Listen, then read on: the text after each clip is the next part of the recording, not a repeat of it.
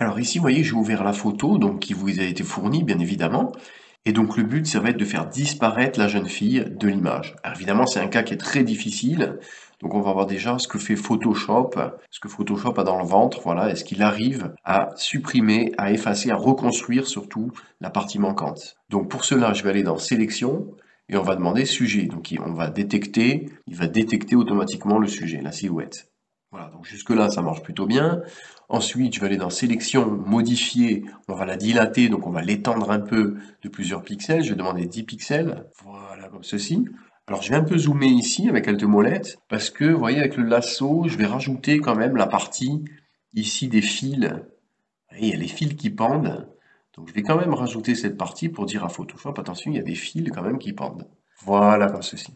Donc à partir de là, on fait un clic droit et on va aller chercher la fonction de remplissage intelligent, remplir d'après le contenu. On va voir ce que ça donne. Voilà, donc là, vous voyez la prévisualisation à droite. Donc là, ça va pas du tout. Photoshop n'arrive pas à calculer. Ça va trop loin comme calcul et il n'arrive pas à calculer les diagonales et les effets de perspective. Donc on va aller plus loin, on va aller chercher une solution alternative, donc avec un éditeur en ligne, donc qui s'appelle DALL-E. Donc c'est la société qui a créé ChatGPT, donc qui est vraiment très connue, là surtout en ce moment. Donc on va aller chercher cette intelligence artificielle pour nous venir en aide. Alors là, dans les calques, je vais déverrouiller, je vais appuyer sur la touche Supr pour supprimer le fond, CTRL D ou Commande D pour désélectionner, et je vais l'enregistrer, cette image, donc fichier, exportation, et je vais l'exporter en exportation rapide en PNG. Voilà, je vais exporter sur le bureau, ELISA, voilà, enregistrer. Donc évidemment, on a enregistré la transparence. Maintenant, je suis sur le site openai.com, le site donc de DALL-E, et on va aller en bas, cliquer sur le petit bouton, donc essayer DALL-E. Donc on y va, voilà, comme ceci. Donc quand vous êtes dans cette interface, vous voyez, alors soit vous faites une requête, donc on a des exemples ici d'images qui ont été générées avec l'intelligence artificielle à partir d'un texte. Vous voyez, il y a plein d'exemples, voilà, avec le texte, voilà, un fauteuil en forme d'avocat, ici, voilà, un poisson tropical dans un aquarium, voilà, donc c'est vraiment l'illustration qui a été générée d'après le texte. Et là, on va aller chercher Upload an image. Donc si on clique ici, je vais aller chercher Elisa. Donc là, il me propose de recadrer ou de passer le recadrage. Donc là, je passe le recadrage, je ne peux pas recadrer. Voilà, comme ceci. Donc là, il me demande de valider. Donc vous voyez, on a bien la transparence ici. Il va reconstruire l'intérieur de la partie manquante. C'est ça qui est fort. Donc là, je valide le positionnement. Alors là, j'ai le cadre bleu. Donc je peux cliquer, glisser et repositionner le cadre.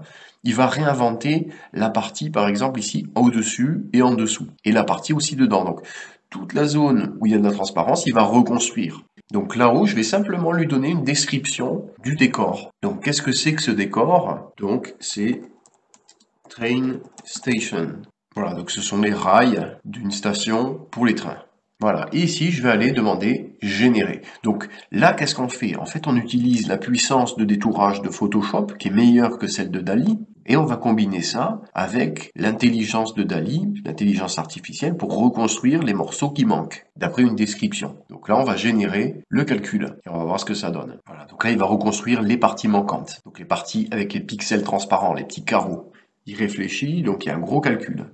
Voilà, et là c'est fait, donc c'est complètement bluffant. Vous voyez qu'il a pris en compte les zones de flou, l'effet de profondeur de champ, et ici en bas, on a le choix entre plusieurs propositions. Donc il y a 4 propositions, donc avec les petites flèches, on peut naviguer sur les propositions. Ça c'est la deuxième proposition, et on va pouvoir choisir la proposition qu'on garde. Vous voyez le calcul hyper puissant de reconstruction d'image. Voilà, là, ici, donc celle-là elle est bien. Voilà, donc ici, le résultat que je préfère parmi les 4 propositions, donc c'est celui-ci, qui est nickel. Donc j'accepte le résultat, je valide, et là-haut, en haut à droite, j'ai une petite flèche pour télécharger. Donc si je clique, il va me télécharger la nouvelle image. Voilà, donc là j'ai l'image qui a été reconstruite grâce à DALL-E. Voilà, donc ici j'ai ramené les deux images, donc l'image originale et l'image finale. Donc ça c'est l'image originale. Donc je vais dans l'historique, je crée une petite photo en instantané, je remonte ici, donc je vous montre. Donc ça c'est le avant, donc vous voyez qu'il manque des morceaux en haut en bas, et on a le sujet qui est en plein milieu du chemin de fer, et ça c'est le après. Le sujet a complètement disparu du chemin de fer. Voilà, donc on a un résultat qui est vraiment bluffant, c'est incroyable. Voilà, donc grâce à l'intelligence artificielle de DALL-E. Voilà pour ce module, donc on a combiné la puissance de détourage de Photoshop avec la puissance d'intelligence artificielle de DALL-E.